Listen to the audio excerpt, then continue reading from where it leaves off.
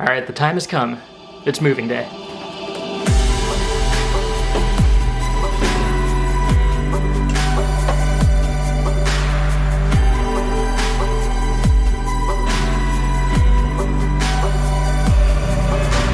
All right, one last family walk through the neighborhood. We've done this walk pretty much every night for, what, a year? A year, probably longer. This is kind of cool. They've been working on this mural for like the past year, and it's still not complete, but parts of it are. Kind of shows you all the different folks who make up City Heights. And I always thought the diverse crowd here was the best part of this neighborhood. So if you follow me elsewhere online, you probably already know this exciting thing. Deanna and I are expecting, yeah, we're pretty excited. You know, Reese is gonna be a big brother, and not only that, but we're expecting twins. Is that what it's supposed to be? Yeah. So are there actually two of them there? Yeah. Yep. You're having twins. You're kidding me. Are they twins? Yep. What? Are you serious? You're having twins? Holy crap! One of the first things we accepted right when we found out that there were two in there was that this condo that we'd been living in just wasn't gonna work for us anymore. Also, with twins on the way, we're just gonna need that much more support. My mom's our main support person, but she has kind of a limited driving radius, and we gotta get somewhere much closer. So with that said, all summer we've been looking for a new place to live, and you know what? This is a pretty ridiculous time to be doing that. Why is it so hard to find a house right now? Why is it so hard to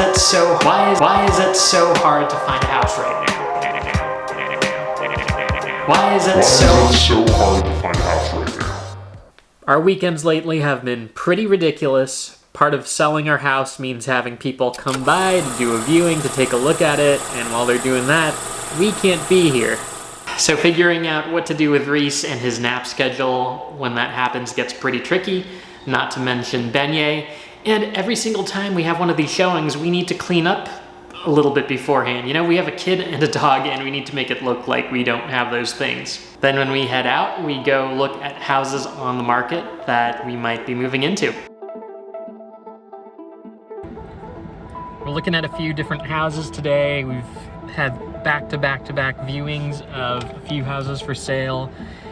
And yeah, what a process. We're also gonna view a few more tomorrow, but it's just kind of how you have to deal with like this ridiculous housing market right now. And we've done this week after week for I don't know how many weeks anymore. I think it's been like 6 in a row. It's gotten to the point where my weekends are so tiring that I think of the weekdays and work as my chance to recharge from orchestrating all that. At the end of 6 weeks, it felt like we were no closer to finding a spot than when we had just started looking, and our due date was that much closer.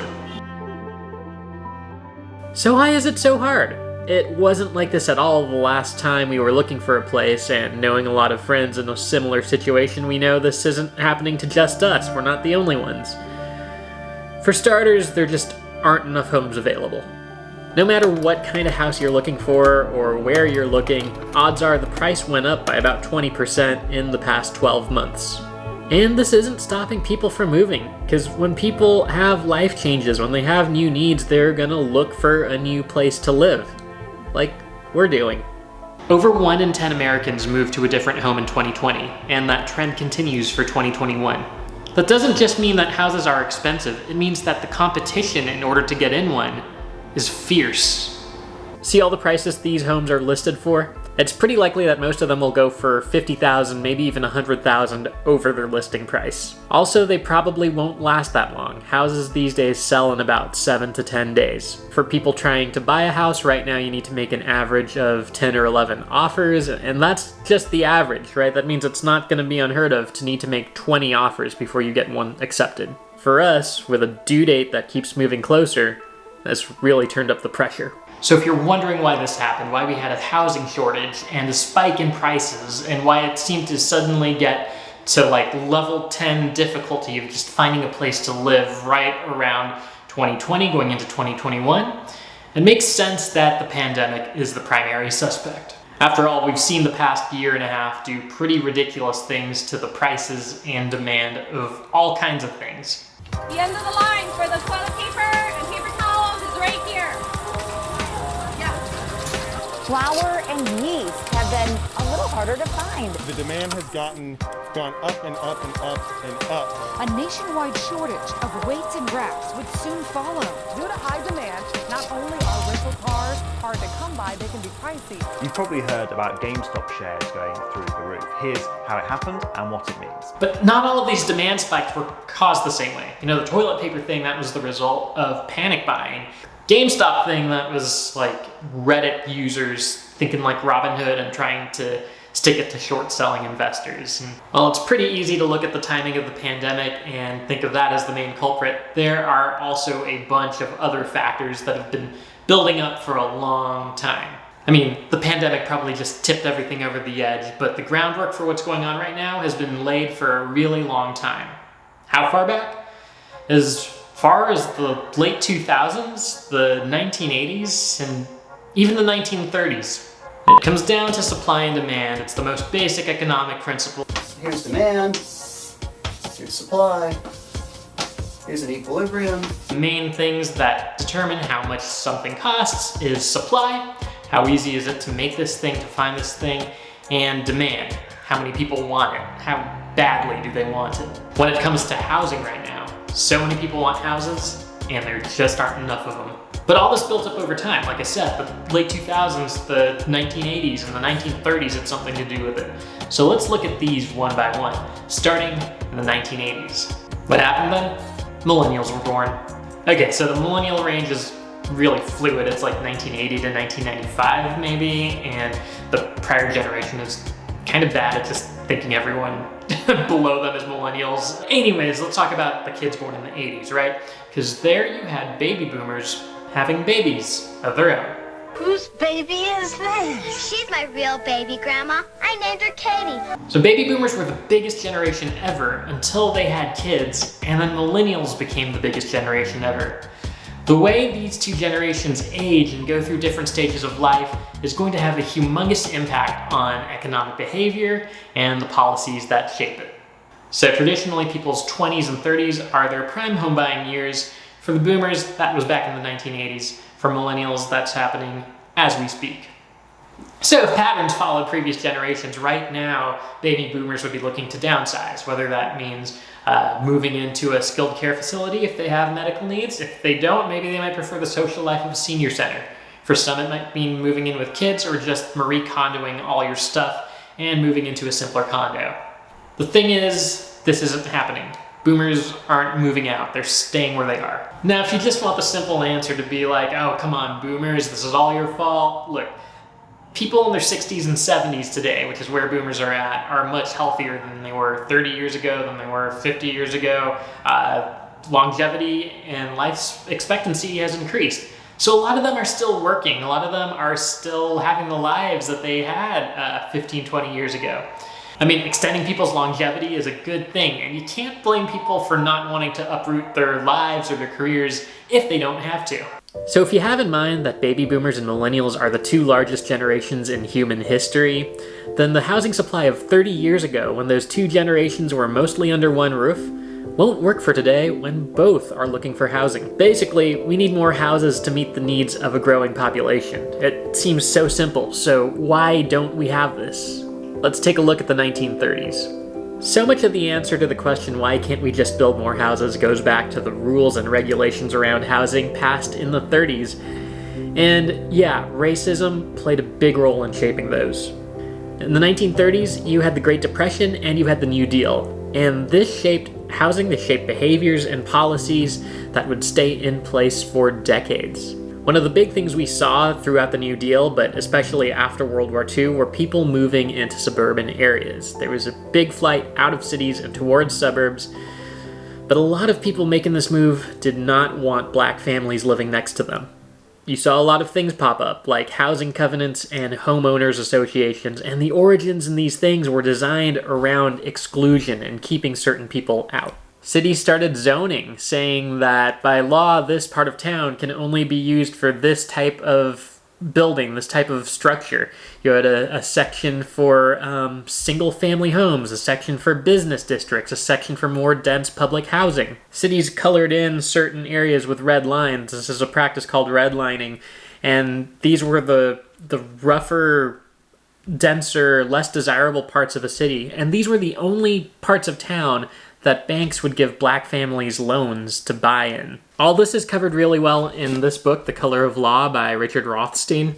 And all these policies went on for decades, up until the 1960s when Jim Crow laws were outlawed finally.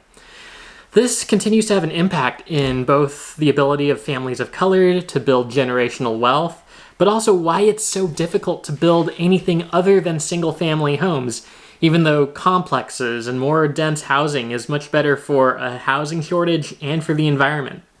Now these days it's a lot less common to find someone just using plain racial prejudice to argue against housing being built somewhere, but you can see a lot of the arguments against housing developments today echo these arguments from the past. People say a low housing income would change our neighborhood's character, it would bring blight, it would bring in kids from a low-income area into our schools and lower our test scores and affect our funding. One group argues more apartments and high-density housing are no good. We think it changes the suburban character of Plano into a more urbanized environment. The other reason behind our housing shortage is kind of an odd one, but it's that not enough people know how to build them. Wait, really? There's not enough people to build houses? So let's just say your average construction worker, your average home builder is about 35 years old. Now roll back the clock to 2008 and how old does that make them? Right about 22. For a lot of us, that's an age where we're deciding what we want to do with our lives, am I right? 2008 is one of the only years in my lifetime where houses actually lost value. And the reason why isn't that big of a mystery. The roots of the crisis can be traced back years earlier, when the number of risky subprime mortgages skyrocketed. That year was pretty much the opposite of what we're seeing now. Houses were losing value, people weren't able to buy houses, there were a ton on the market, and they were pretty hard to sell. It just didn't make sense for people to build more of them, so construction slowed. After the recession, we started building about a quarter of the amount of homes that we used to. And even though that number started to tick back up, it never did so in a way that offsetted that plunge. Now, if you're a recent grad and it's 2008, you might be realizing that there aren't a lot of opportunities in construction. And you actually see the amount of people enrolled in construction trade schools plummet right about here. Fast forward a decade and a half, and now you don't have enough people working as contractors, working in construction. Now there's been a more recent resurgence for people to enroll in these programs and to learn the trade, and that's great, but it's not a quick fix. It's gonna take time to go through those programs to develop those skills. And that's why a lot of people think we're gonna be dealing with this housing shortage for the next decade. Now it kind of feels like for 100 years we've just been lining up these dominoes, waiting for something to push it over. China has identified the cause of the mysterious new virus. Coronavirus. From Italy this evening, it just gets worse. The death toll now worse than China. Well, right now, buying a home can be nearly impossible. We were going to look at a house at 4 p.m. and it was off the books by one. So the Fed cuts interest rates, which is not a surprising move given how many people just suddenly see their income vanish. But what this means is that a bunch of people suddenly have the option of paying a lot less on their monthly mortgage, and it gives everyone the motivation to refinance or to just outright look for a whole new home. Another strange thing happens, the price of raw lumber and plywood goes way up. COVID put a halt to the production of these materials, so there was scarcity for a good while. And suddenly, a lot of people had a very big lifestyle shift. Offices transitioned to being fully remote or partly remote.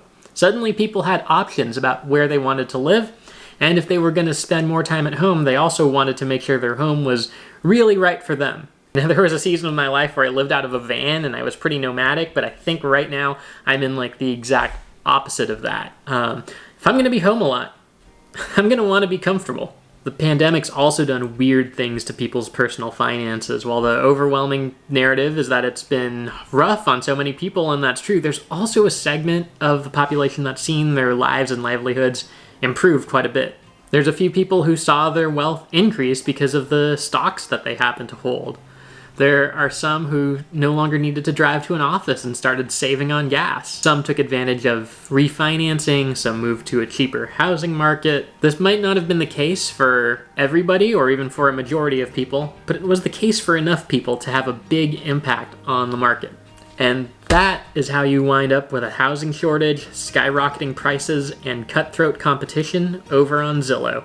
San Diego has been like the epicenter of this. It's the second fastest growing housing market to only Phoenix. What is it about Phoenix? I don't know. There's something going on there that I just don't get. And you know what? I can say that I am caught right in the middle of the struggle. The good news is, we found somewhere to live. Ah, the space. Space is such a luxury. And air conditioning. Now, to be honest, I'm paying more for rent here than I would like to be when the twins enter preschool and that becomes an expense and a factor. I don't know what we'll do. This is kind of a short-term fix. We need a place for them to arrive. We'd love to go back to owning or questioning the wisdom of living in one of the most expensive real estate markets in the country. But you know what? Right now, for what's at hand, this makes the most sense. And I've been liking it so far.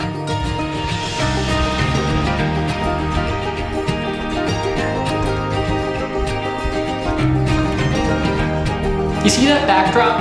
Yeah, I painted that. This was our nursery. I'm really gonna miss having this backdrop, among other things, but don't get me wrong, there's lots here I won't miss, and we are definitely ready for the next new space, but we had some good times here. After all, this is the first house we bought together. This was the house where we brought home Reese. This place kept us safe while the world fell apart outside. Thanks for watching. Be on the lookout for more content. I like to dig into sustainability, nature, culture, adventure. I explain things like a housing crisis or a childcare crisis, or even things that aren't really crises, like mezcal or moss. Good stuff. Anyway, as I mentioned, if none of that appeals to you, you know I have twins on the way, and so this is, if nothing else, going to be an adorable channel. So, like, subscribe. I gotta go get to the new home, so see y'all later. Goodbye.